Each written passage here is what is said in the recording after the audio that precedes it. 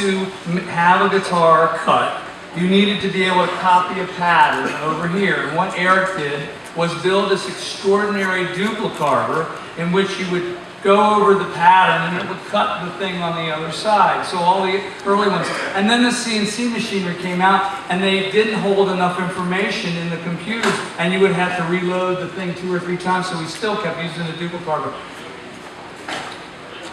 The guys that ran the duplicarver were in the middle of that black fingernail beginning thing, and they would hang dead babies off it with ropes around their necks. And we found stolen guitars taped up underneath of the duplicarver. Remember that, Rob? We found all kinds of crazy stuff. But basically, it became very clear to Eric and I when we were designing this stuff that if we wanted to cut fret slots, there wasn't a machine that did 25-inch scale.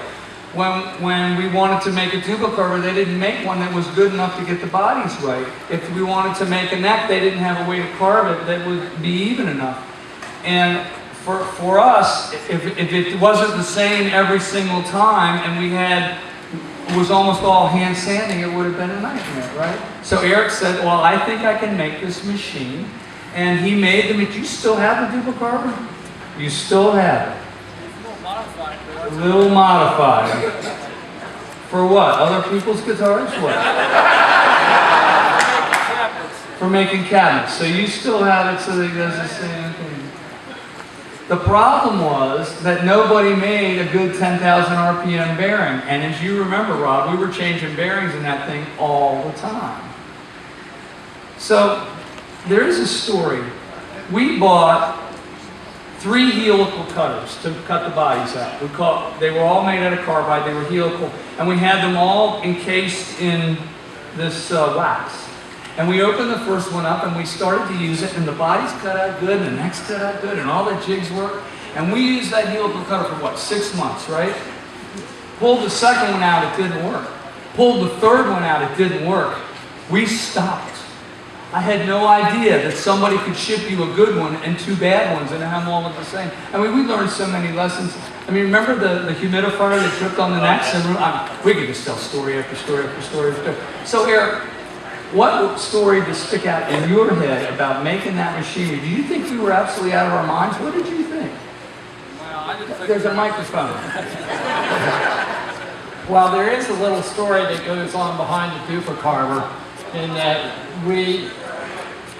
the idea that Paul had for the duplicarver came from a picture from somebody who actually makes a thing called a duplicarver.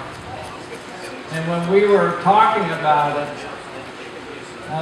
in articles about duplicarver, that we have this duplicarver, and we made it, they wrote us a letter and said, you cannot use that term. Actually, they would have been far ahead if they'd let us do it because their duplicarvers were a piece of crap. How did you really feel about it? About theirs or ours? The truth is, Eric got the thing to be accurate within the diameter of one of the hairs on your head. You should give him a huge hand for that.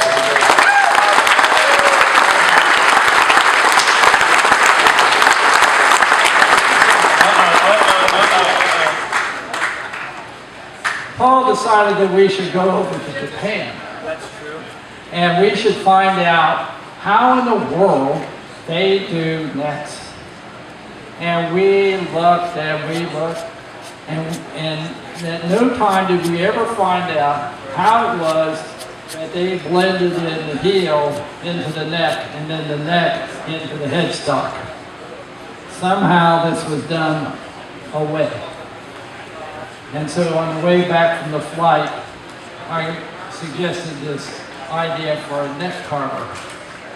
And it was a thing that turned the neck and the master together, and it cut from the heel to the ears on the headstock.